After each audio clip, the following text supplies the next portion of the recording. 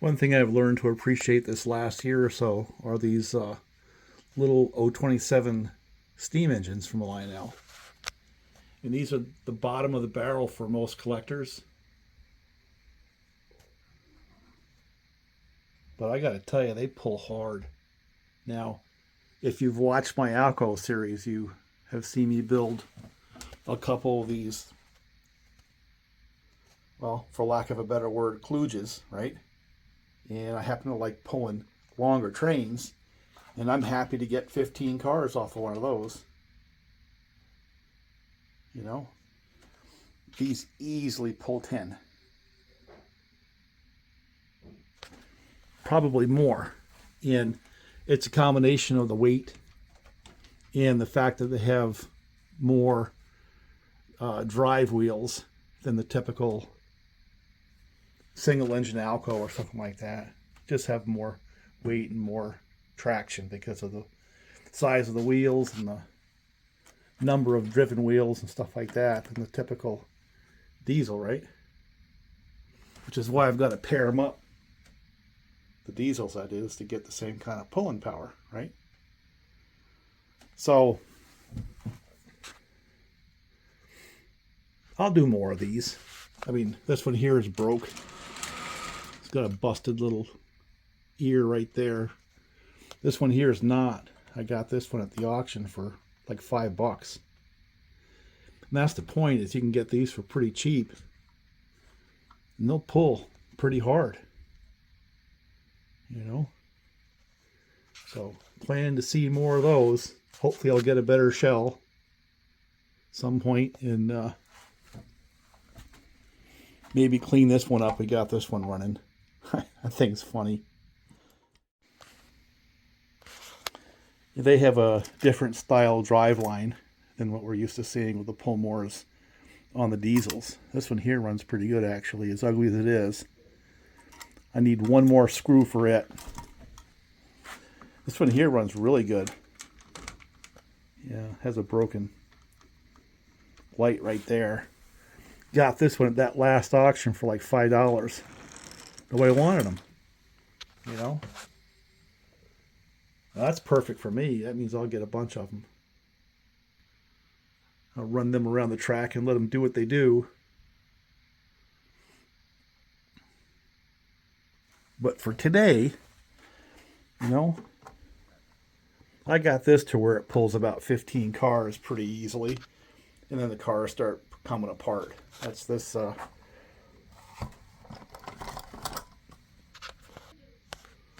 these are the two powered A's just wired together going in one direction.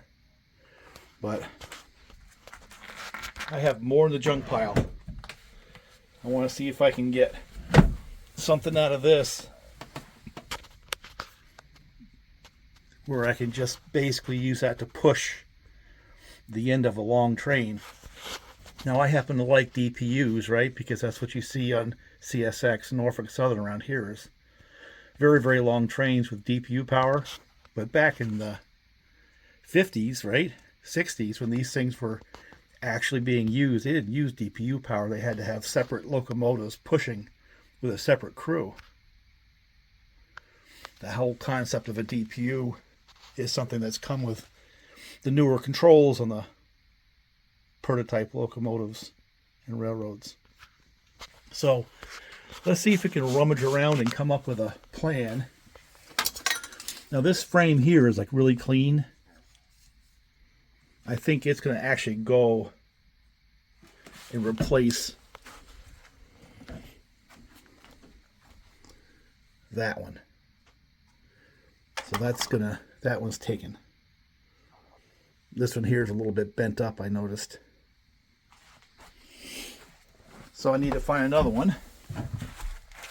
I don't want magnet traction at the end of the train because it anchors that spot. Let's say it stops or doesn't pick up speed as fast as the leading locomotives and tries to stretch that train between two magnet traction locomotives. It'll just pull them right off the track going around a corner.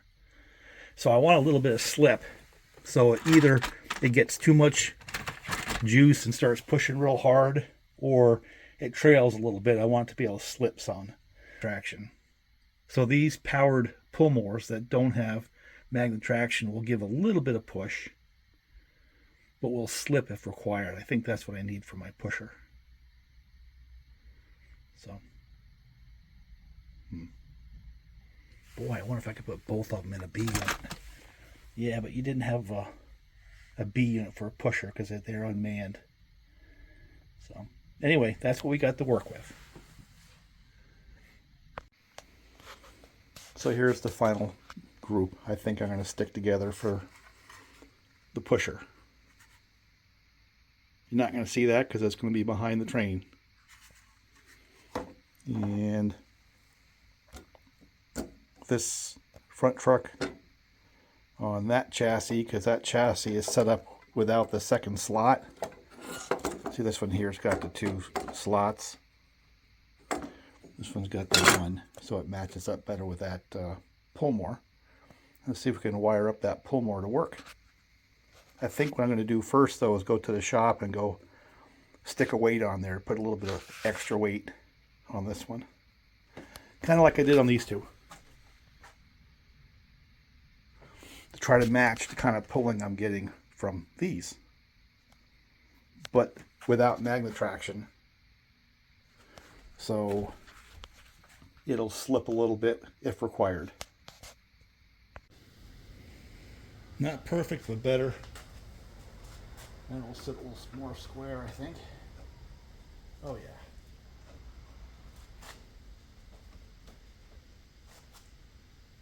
Quite a bit more.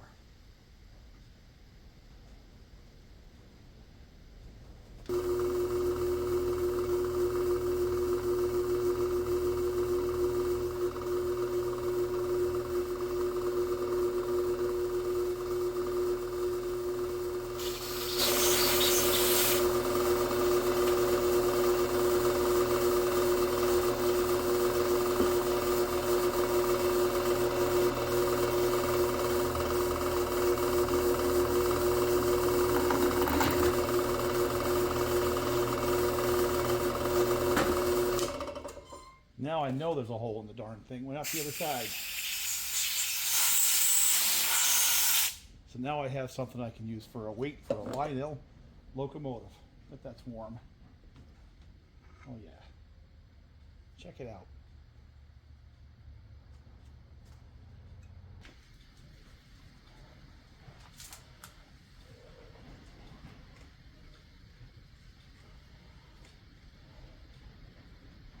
Yeah.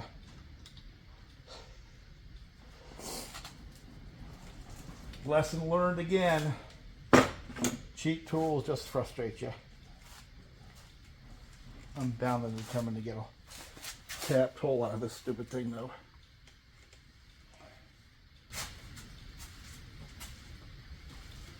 All right, here's an Irwin brand tap. Let's see how it works. Oh, it just bit right in. Yeah.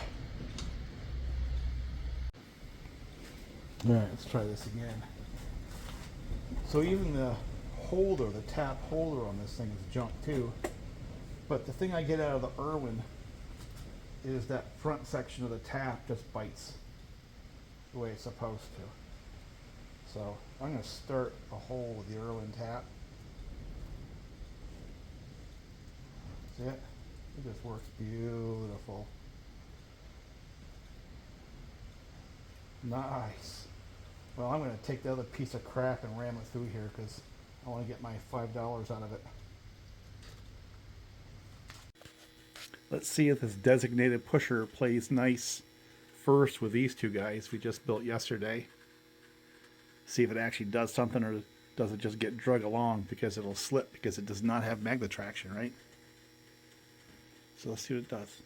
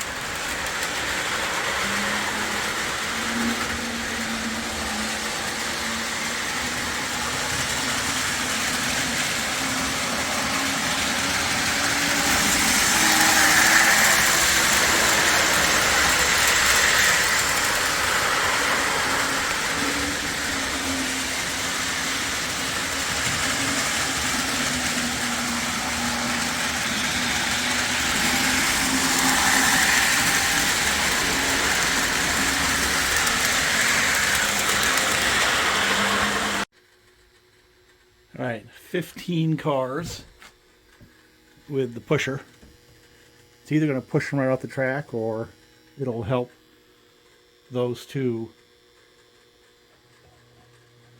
get started.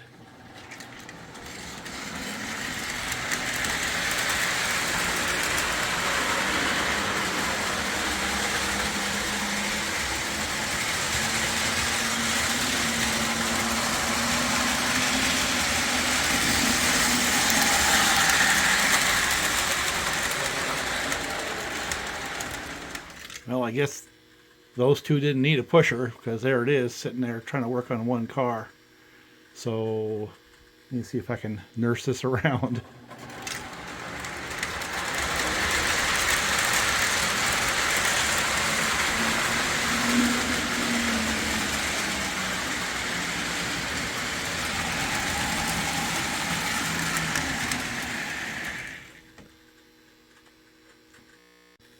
Let's try this again.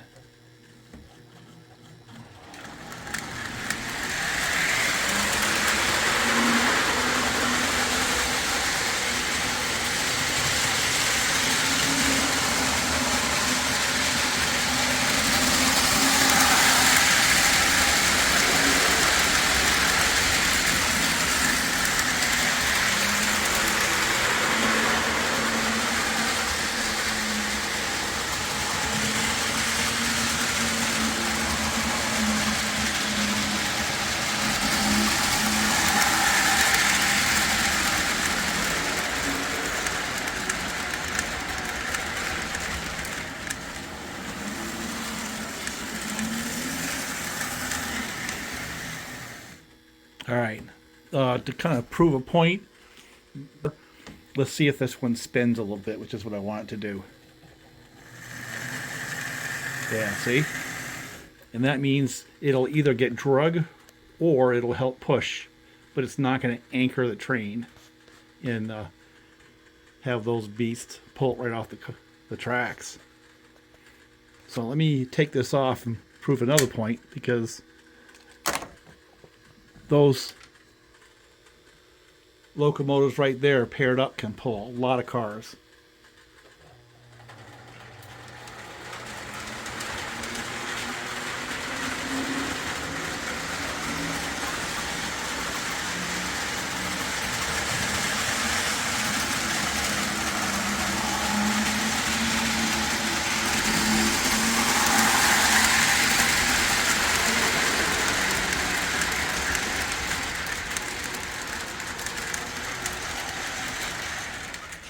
I'll put a shell on this one and we'll kind of model the concept of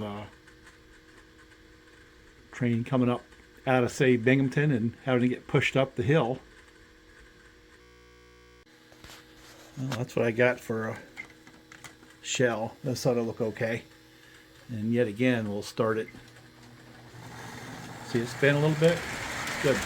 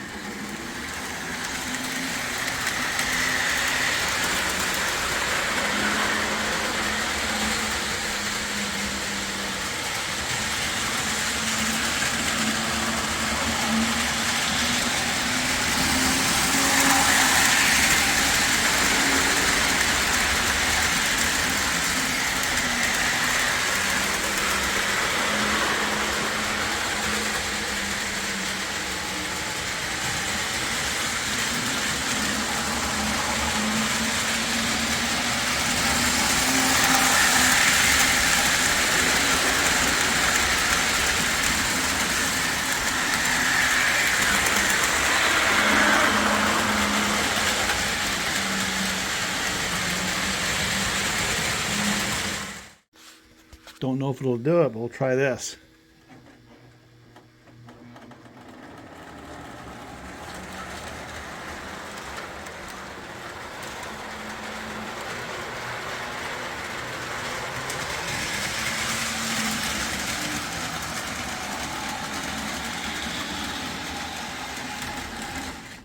No, broke the train.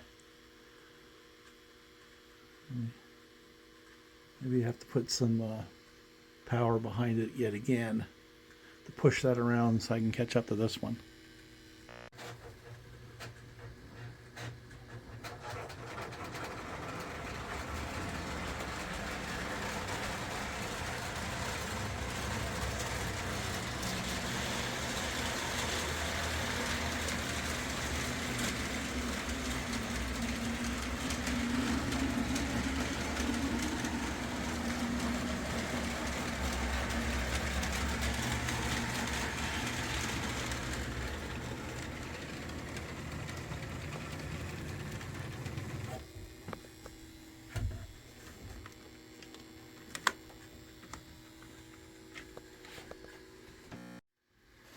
All right, we'll try this again with steam up front because, like this one right here, it'll slip a little bit if it has to, where the other ones were just anchored. So something was going to move. That guy right there really has to play solo because it's so anchored with the magnet traction. But let's see if we can do this anyway for fun. A little bit of help in the back. And a little bit of help in the middle.